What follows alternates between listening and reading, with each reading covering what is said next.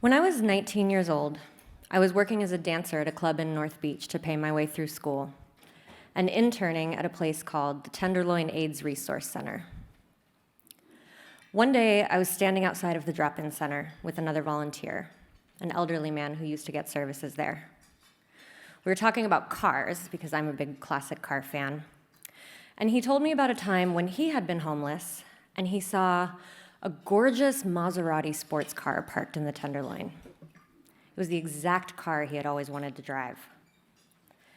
So we hung around the parking meter, and he waited for the car's owner to get back. And when he did, he said, "Can I drive your car?" The guy hesitated for a minute, and then he said, "Yes." So just like that, he got to drive his dream car. And this is why, he told me, you must always ask the impossible question. Because the answer could be yes, but it will never be yes if you don't ask. Some people say that it's impossible to solve homelessness, that for the problem to continue to exist, the solution must be unimaginably complicated or costly.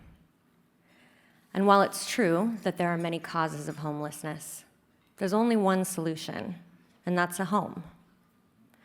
And while it's true that we have a housing shortage in the Bay Area, it's also true that there are 5 empty apartments for every 1 San Franciscan experiencing homelessness.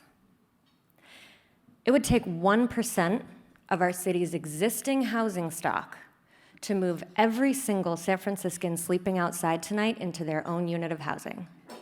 And even if they didn't have a dollar to their name, it would take 1% of our city's budget to pay their rent all year. I live on a very neighborly block.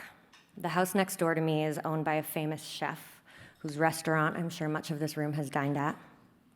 And across the street from me is an old soul singer who's lived in a tent for the same amount of time I've lived in my apartment. He turned 70 last week.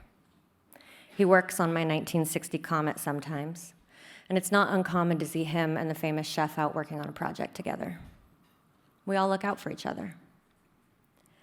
Still, when the rain comes, or it starts to get really cold in the evenings, we all say goodnight.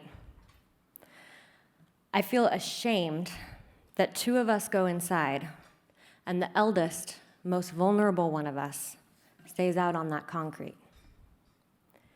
You can't really get a good night's sleep under the open sky when it's raining, or have the stomach flu with no bathroom door to close behind you, or take your medication every day when it keeps getting stolen or confiscated, let alone hold down a job, finish your degree, or live the life that you want to live.